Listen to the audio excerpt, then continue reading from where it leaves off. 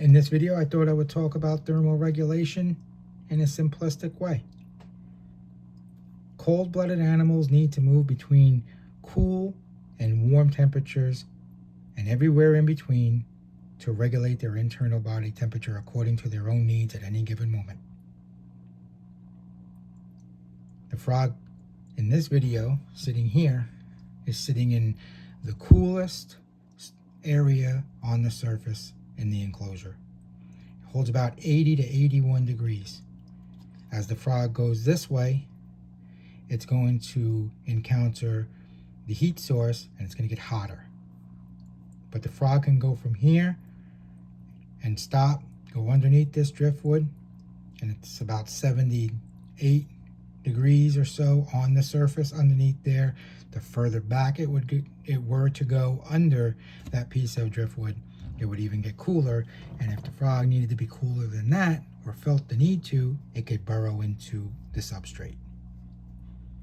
It's important to remember that instinctively embedded into them, if it gets too warm, they're going to dig into the substrate to retreat and get away from that heat.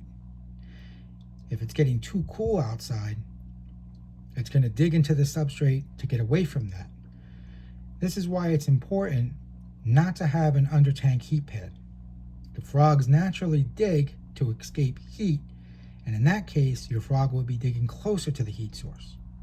It's also important not to let the temperature at its deepest points in your substrate to get under 75, because it would be too cool or winter or fall like conditions down there, and you don't want that either.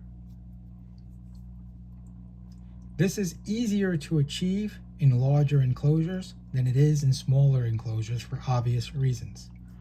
More space, it's easier to have different temperature ranges, especially as the frog grows and starts to fill the space. As far as the aquatic side goes, self-explanatory, it can only be one setting. It should usually be a few degrees or a little bit more than the warmest area on the terrestrial side. So on average, my setups are about 81 degrees water and 85 degrees on the hottest terrestrial side. It's about a 4-degree difference. It's going to fluctuate slightly even when they're on a thermostat.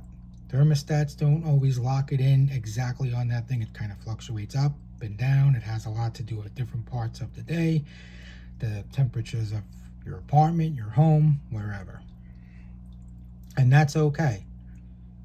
Temperature fluctuations mildly going up and down, as well as humidity, that's all perfectly fine. Thanks for watching the video.